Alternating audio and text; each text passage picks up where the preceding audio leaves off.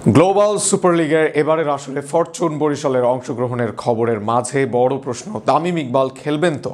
শারীরিক জটিলতায় মাঠে ফেরা অনিশ্চিত হলেও মেন্টর হিসেবে দলে থাকছেন তামিম। তার অভিজ্ঞতা আর নেতৃত্বে নতুন আশায় বুক বাঁধছে বরিশাল ও বাংলাদেশের ক্রিকেট ভক্তরা। ততদিনে সুস্থ থাকুক, ভালো থাকুক তামিম, এমনটাই চাওয়া দেশের সবার। এসব নিয়ে বিস্তারিত থাকছে প্রতিবেদনে।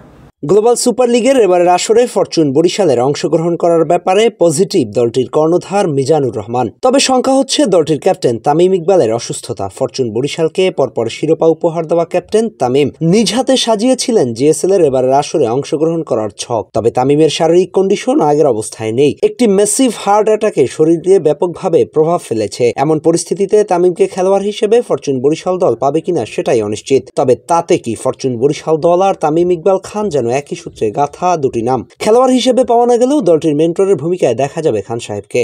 দলটির পক্ষ থেকে এমনটাই জানানো হয়েছে।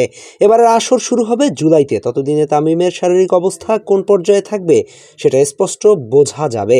তবে শরীরের উপর দিয়ে যে ধকল গিয়েছে, তাতে করে এত কম সময়ে মাঠে ফিরতে পারবেন কিনা বলা মুশকিল। বলতে গেলে মৃত্যুর মুখ থেকে ফিরে এসেছেন মহান আল্লাহর রহমত আর মানুষের দোয়াই এমন মিরাকল ঘটেছে। একজন তামিম ইকবাল ফরচুন বরিশাল দলের আস্থার পাত্র হয়ে উঠেছেন, যার জন্য বরিশাল নামটা আসলেই তামিমের নামটা আসতে বাধ্য।